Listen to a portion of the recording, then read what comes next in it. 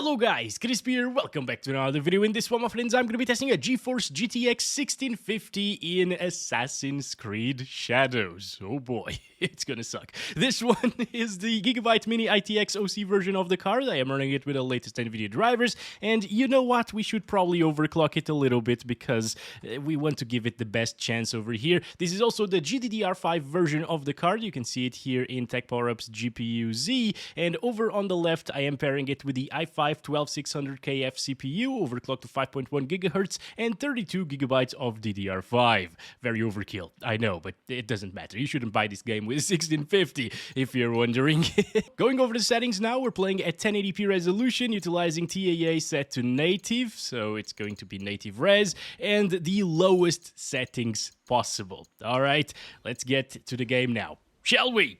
Oh boy, look at this, 20-something frames per second. I mean, we're starting with a cinematic experience already, so I think we might actually be able to make it playable somehow, maybe at 720p with some upscaling as well, but yeah, right now, just on the default lowest settings with 1080p resolution, it sucks.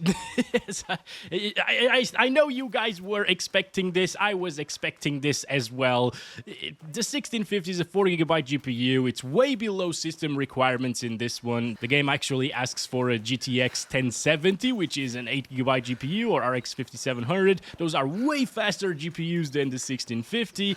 Those are on par with like a GTX 1660 Super or Ti, for example. So yeah, it's no surprise to anyone that the little GTX 1650 doesn't have what it takes to play this game properly, even at 30 frames per second at 1080p resolution. Oh, look at that. It's actually reaching 30 frames per second, so it's a little bit better than I expected already. Alright, obviously inside of city areas it's gonna be terrible, but over here, not too bad. Also, I think there was, yes, Miguel, come over here, let me check you out at beautiful 30 frames per second. Oh yes, look at the textures, by the way. Yeah, they were loading. They're not supposed to look that low quality, but with a 4GB GPU, again, that's not enough for this game. Wait.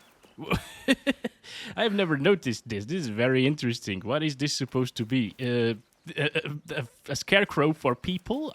Maybe. So let's go ahead and try to make it better. So first things first, I'm going to use the upscaling here on quality. That's TAA because FSR and XeSS are actually more intensive. Ubisoft did something right here in terms of optimization, and that is the stability, because that frame time, even though we're heavily running out of VRAM here with a 4GB GPU, even though this is a terrible card for this game and definitely not recommended whatsoever, it's getting a stable frame time, and that's better than like 99% of UE5 titles, you know? So we made it a little bit better now with TAA quality, but it's still dropping into the mid-20s, as you can see. Not good of an experience still, and also looking in that direction, it's usually a bit more intensive, and it's still dropping to 24, 25 frames per second. So effectively, we gained, what? 2 frames per second, maybe 3 at times in similar circumstances here. That's not enough to make it playable, so let's drop it further, shall we? And here we go. We're now on Performance TAA. Okay, so it's getting 30s inside of the little city area over here, or town area. It's not too bad. We finally managed to make 30 FPS possible inside of these areas that are extremely demanding. But over here in this particular spot, it still drops down to 26 frames per second. So depending on where you are, it's either going to be playable or not. Obviously, like over here, I wouldn't consider this a good experience. I think someone with GT 1030, for example, would find this acceptable. So, of course, the opinions vary from person to person of what it's playable or not. But to me, this just, if it drops from 30 FPS, you shouldn't really touch the game. And also, if the game costs as much as your graphics card, you should also not touch the game, I think. Unless you find it on sale for really, really cheap, or you go the ARG way. Don't go the ARG way, alright?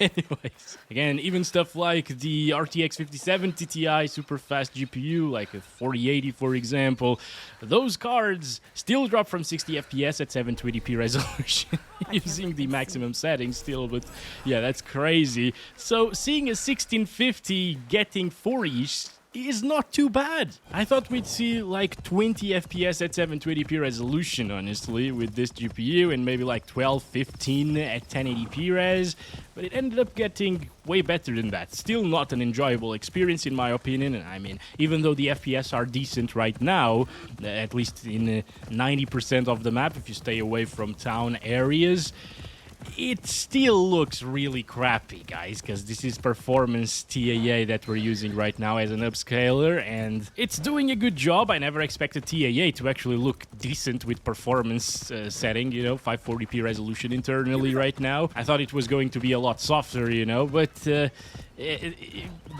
still looks like crap. It's super pixelated, super noisy everywhere. Yeah, it's 540p. It's a 540p image. What can you expect? It's not great, but it's not as bad as I thought it would be, especially after seeing how it runs on higher end stuff. So yeah, let's drop it down now to 720p resolution. And you know what? Should we? Oh no, we can't really disable it. We can only utilize TAA as an upscaler type, okay, or XeSS or FSR, you know. But yeah, let's do this at 720p native resolution. And here we go. This is 1280 by 720 native AA, native res as well. I set it in the desktop, lowest settings. Okay, 30 FPS is better than 26 FPS, right, guys? It still drops to 28, but that's better. At least the internal resolution now is actually 720p. It's not using upscaling from 540p to 1080p like before, so there's that. So I guess if you stick to 1080p or 720p resolution, actually, lots of resolutions, guys. Yeah, you can actually achieve 30 FPS plus most of the time. Remember, this is actually overclocked, so it's going up to 2 gigahertz there on the clock speed on the 1650. We also have a really beefy CPU, which is totally overkill for this card, and enough RAM to offset the low VRAM amount. So it will actually swap things from VRAM into the RAM if you don't have enough VRAM, and if you don't have enough RAM as well, it will start offloading those things that should be on RAM or VRAM into the disk, SSD. So by that point, it's way slower than RAM and VRAM, so it's just gonna suck. You're gonna get really, really low performance if that happens. So you need to have enough RAM, and apparently if you have a 16 gigabyte kit, you will actually be fine. It's using 14.5 gigabytes right now, so it's not too bad, actually. You don't need 32, okay? But what you don't need is to play this game, in my opinion, with a GTX 1650, once again. If you're fine with 720p resolution, 30 FPS, drops from 30 FPS sometimes, I guess it's still going to be playable. It doesn't feel totally terrible and awful and single digits crap, you know, but it's also not good. It's super soft at 720p native resolution. It doesn't look good on lowest settings possible. It still looks better than it should on the lowest settings, though. I'd like to have seen a very low settings preset. Maybe have less grass, because like this is a lot of grass for lowest settings possible. But I guess that's actually optimized. Like the grass is optimized. We're getting good FPS near grass and vegetation areas, forest areas that are very dense. Yet in the city areas where we're seeing the least FPS with the GTX 1650. So it means that grass is not totally terribly optimized like we see, for example, in GTA 5 Legacy, you know? And this is without any upscaling. Obviously, if you start utilizing upscaling at the 720p resolution, it's gonna suck in terms of visuals. It's also gonna give you a little bit higher FPS, but I think I'd stick to 720p native, honestly, if you really, really must play this game with this GPU. Although over here we're seeing a little bit of an improvement, actually, 33 FPS, 32 FPS from 29, which was what we were getting here. Not terrible. I'm actually gonna load the previous save file, by the way. All right, there we go. So now it's sunny again. We got more shadows and stuff, so it should be maybe more intensive or a little bit different at least. It doesn't seem to be more intensive, as you can see. It's actually a little bit less intensive during this time of the day than sunset time. Interesting. 35. So this is the way if you want to achieve 30 plus all of the time without touching frame generation. And, well, yeah, it's going to be a really, really crappy experience in terms of resolution. But it is what it is, my friends. Trade-offs. You gotta have a ton of trade-offs here in Assassin's Creed Shadows if you have a GTX 1650. It's kind of feeling like a GT 1030. The 1030, I think, was performing very similarly to this in Assassin's Creed Mirage, the previous installation in the series, you know? Now, I haven't touched frame generation yet, and we definitely should try that out. So let's do it over 720p native first.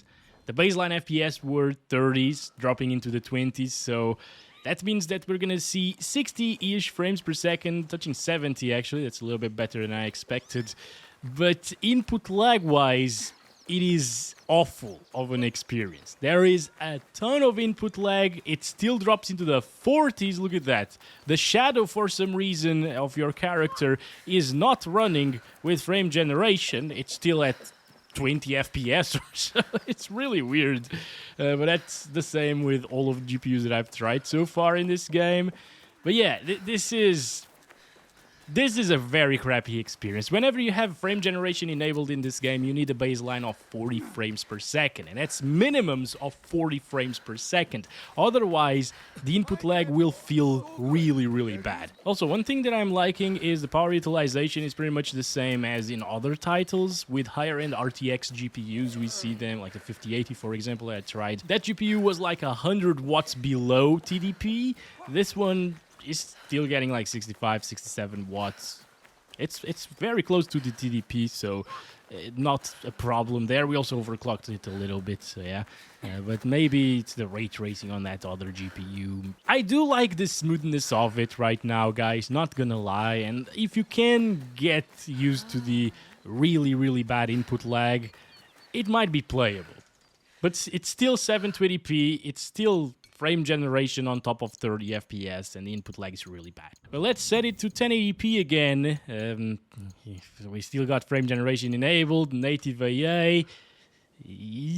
Okay, I'm scared to touch the mouse right now. Let's see if I can notice the input lag by walking. Just by walking around. Not too bad.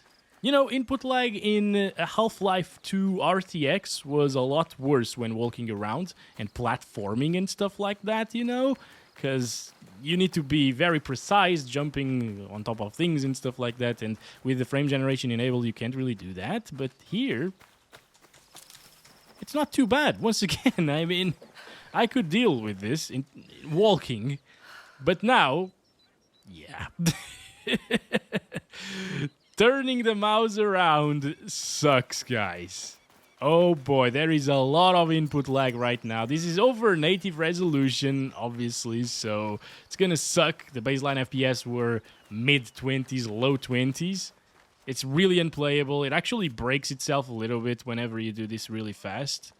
That's weird, because with other GPUs I didn't see that happening, but I guess it's probably like VRAM. It also swapped a lot of things now into the RAM. It's a little bit higher because frame generation does consume VRAM. And also, it's just because the FPS are way too low. So, yeah, there's no saving this at 1080p resolution. Unless you want to utilize that upscaling once again. And if you do so, let's do performance, because that gave us the best FPS here at 1080p. Yeah, now we're back to 50-ish something FPS, 60s, and it's pretty similar to 720p native resolution with frame generation on top of it. So input lag is still really bad, basically, and now it's really pixelated as well. Although, even though this is 540p and 720p is 720p, it's higher than 540p, you know, this still looks less soft than 720p native did. But yeah, that's about it, guys, for this one. Don't buy the game for the third or fourth time if you have a GTX 1650.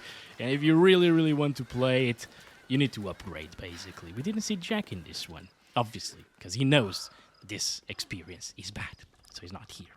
Thanks very much for watching. Catch you in the next one. Love you all. Bye-bye.